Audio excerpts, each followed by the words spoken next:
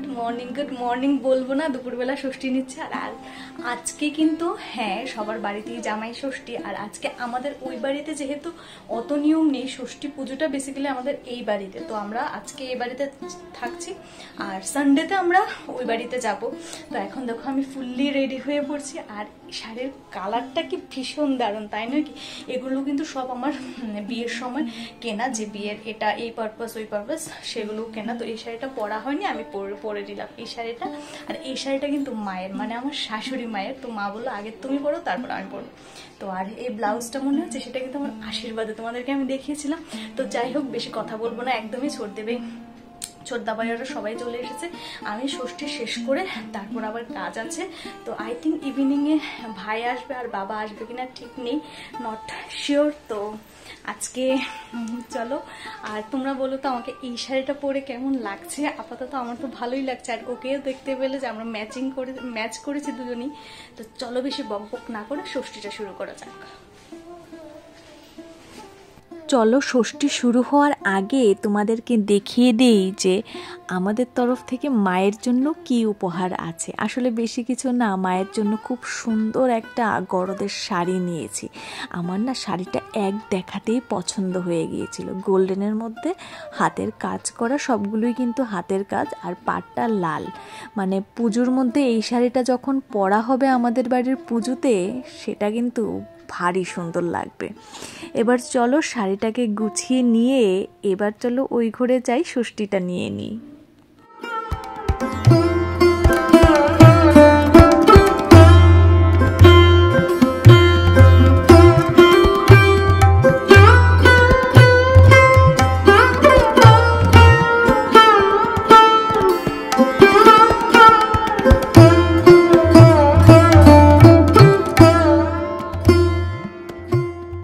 এইখানে আমাকে দেখো, আমি কিন্তু তোমাদেরকে ভিডিওতে সব কিছু দেখাবো বলে, তোমাদের সাথে সব কিছু শেয়ার করব বলেই তৈরি করে নিচ্ছি স্ট্যান্ডটাকে। আর এইখানে দেখো মায়ের বকশিস যেটা আমাদেরকে দেওয়া হবে, সেটা কিন্তু থালা ভর্তি করে মা সাজিয়ে নিয়েছে। তো চলো এবার বেশি কথা না বলে ষষ্ঠীটা শুরু করা যাক। ও তো আমার আগেই বসে পড়েছে, আমি তোমাদের সঙ্গে ভিডিওটা শেয়ার করব বলে ফোনটা সেট আপ করে তারপর গিয়ে বসলাম। এবার চলো একদম চুপচাপ মায়ের হাতে ষষ্ঠীটা নিয়ে নিই। মা কিন্তু আজকে সারা দিন প্রচণ্ড পরিশ্রম করেছে, মানে আমি তোমাদেরকে বলে বোঝাতে পারবো না। সেই কালকের রাত 2টো পর্যন্ত ঠাকুর ঘরের সব কাজ শেষ করেছেন, তারপর হয়তো 3-4টে ঘন্টা ঘুমিয়েছেন মা। তারপর কিন্তু সকাল থেকে উঠেই আবার ষষ্ঠী পুজোর আয়োজন, রান্না বান্না সব কিছুই। তো এইখানে দেখো মায়ের শাড়িটা হাতে নিয়ে নিলাম, ষষ্ঠী পুজোটা হয়ে গেলে তারপর মাকে শাড়িটা দিয়ে দেবো। আর মারও কিন্তু শাড়িটা ভীষণ পছন্দ হয়েছে।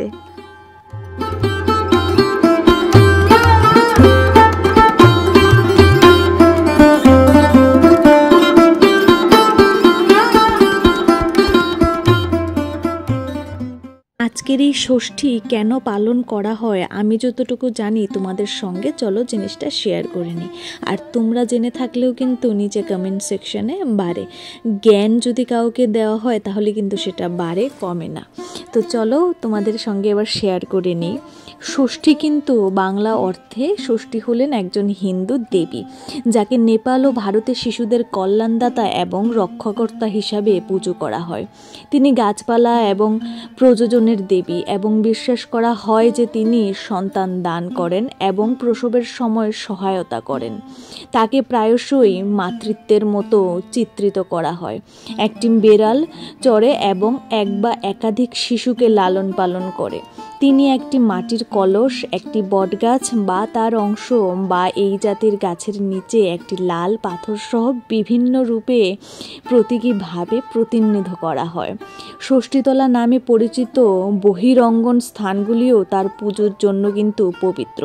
ষষ্ঠী পূজার হিন্দু ক্যালেন্ডারের প্রতিটি চন্দ্র মাসের 6ষ্ঠ দিনে এবং সেই সাথে সন্তানের জন্মের 6ষ্ঠ দিনেও কিন্তু নির্ধারিত হয়।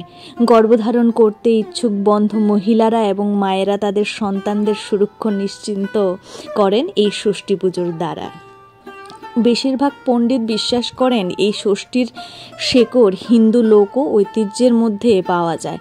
এই দেবীর উল্লেখে হিন্দু ধর্মগ্রন্থগুলিতে চতুর্থ এবং নবম শতাব্দীর খ্রিস্টপূর্বে প্রথম দিকে পাওয়া যায়, যেখানে তিনি শিশুদের সাথে সাথে হিন্দু যুদ্ধ দেবতা স্কন্ধের সাথে যুক্ত। প্রাথমিক উল্লেখগুলিও তাদের স্কন্ধের পালক মা বলে মনে করে, কিন্তু পরবর্তী গ্রন্থে তাকে স্কন্ধের সহধর্মিণী দেবসেনার সাথে চিহ্নিত করা হয়েছে। কিছু প্রারম্ভিক গ্রন্থে যেখানে ষষ্ঠীকে স্কন্ধের একজন পরিচারিকা হিসাবে আবির্ভূত হয়েছে, সেখানে বলা হয়েছে তিনি মা ও শিশুর মধ্যে রোগ সৃষ্টি করেন এবং এইভাবে প্রসবের ষষ্ঠ দিনে তাকে প্রশ্রয় দিতে হয়। যাই হোক, সময়ের সাথে সাথে এই ক্ষতিকারক দেবীকে শিশুদের কল্যাণকর, ত্রাণকর্তা এবং দাতা হিসাবেও দেখা যায়। তো চলো, আমার যতটুকু জানা ছিল সবটুকুই কিন্তু তোমাদের সঙ্গে শেয়ার করে নিলাম। শেয়ার করতে করতে ষষ্ঠী পুজোটাও শেষ হয়ে গেল মায়ের বকশিসটা হাতে। সুন্দর হয়েছে, হ্যাঁ?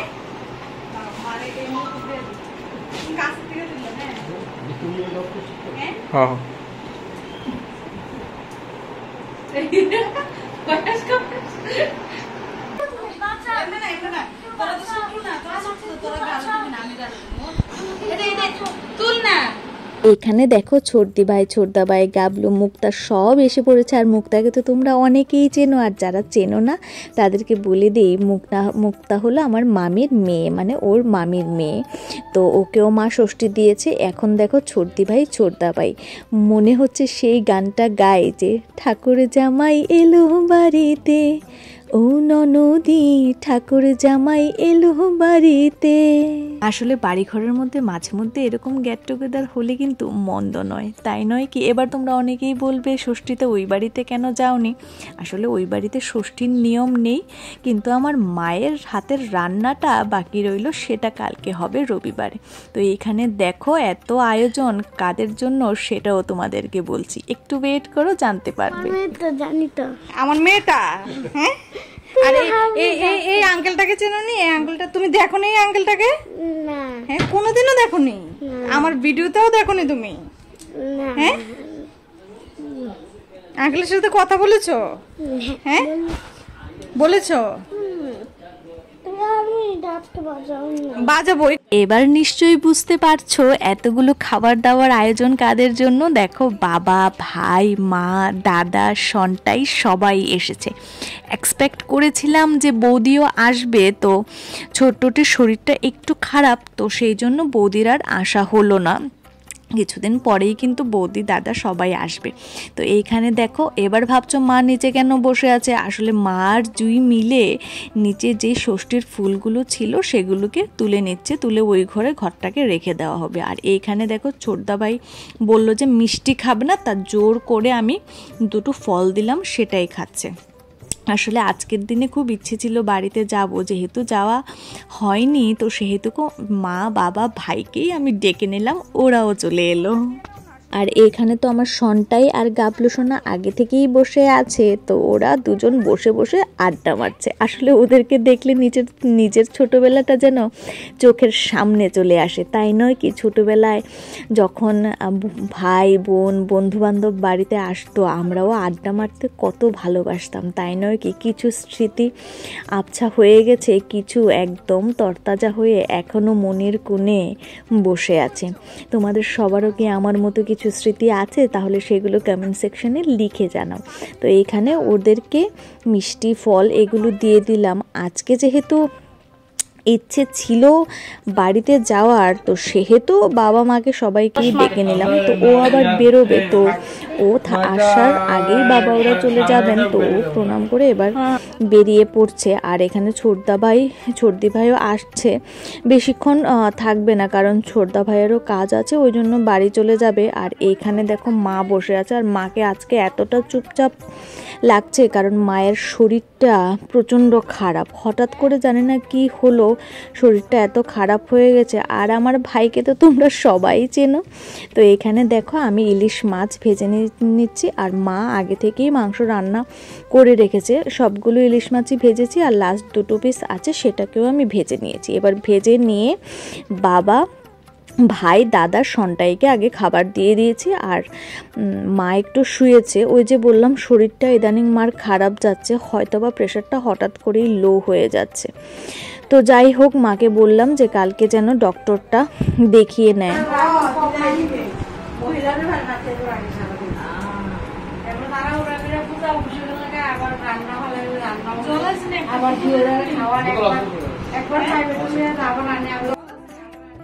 প্রত্যেকটা দিন যে কখন শুরু হয় আর কখন যে শেষ হয়, আর তার মাঝে যদি মা, বাবা, ভাই, দাদা সবাই আসে, তারপরে যেন ঘড়ির কাঁটাটা আরও জোরে ঘুরতে থাকে। তো এখানে দেখো রাত 10টা প্রায় বাজে, তো সবারই বেরোনোর টাইম হয়ে গেছে। ধরে তো আর রেখে দিতে পারবো না, ইচ্ছে তো হয়, যাই হোক কিছু করার নেই। তো আমিও যাব, তোমরাও ব্লগ দেখতে পারবে। তো চলো আজকের এই সারাদিনের মিষ্টি ব্লগটা, ষষ্ঠীর ব্লগটা আমি এইখানেই শেষ করছি। যদি তোমাদের ভালো লাগে কি করতে হবে তোমরা সেটা সবাই জানো, do like, share and subscribe.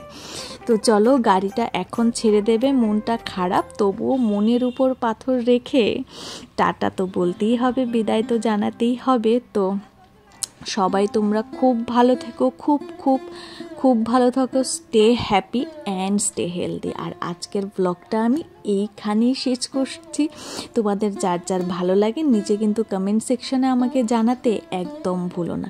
তোমরা কিন্তু আর কি কি দেখতে চাও নতুন আমার ব্লগে সেটাও কিন্তু বলতে পারো। আর স্পেশালি যদি শর্টসে নতুন কিছু দেখতে চাও সেটাও তোমরা নিচে কমেন্ট সেকশনে লিখে জানাও। আসলে তোমাদের সঙ্গে কন্ট্যাক্ট করার একমাত্র মাধ্যম হলো কমেন্ট সেকশনটা। তো চলো, টাটা।